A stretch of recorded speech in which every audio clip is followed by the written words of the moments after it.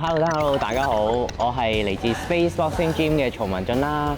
咁我其實拳齡都有6至7年左右啦。咁我就18歲開始學拳擊嘅。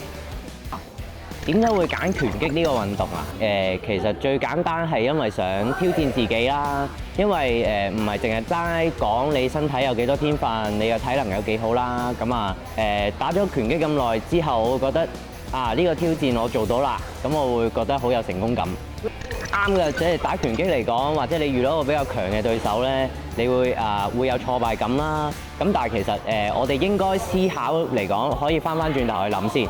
反而你翻去諗下我有啲咩做得唔好咧？我改善咗之後，我下一次又面對翻呢個對手，我會唔會覺得又做得好啲咧？甚至乎我可以贏到佢咧？但係其實就一定係唔支持㗎啦，做自己啦。咁我自己中意嘅時候，我盡全力去做。我覺得佢哋心目中可能都係偏向支持嘅，只係好難喺言語上面講啦。其實去到依家呢個generation 啦，好多啲 boxing gym、boxing club 已經可以係搞到一個好有規模。只要你肯努力去做呢件事，我會相信依家係好多機會可以令到你達成目標嘅。咁就希望大家可以繼續努力啦。我為咗我自己而戰，我冇後悔。當你面對人生好多唔同嘅困難，你都可以克服到啊！我都希望大家係咁。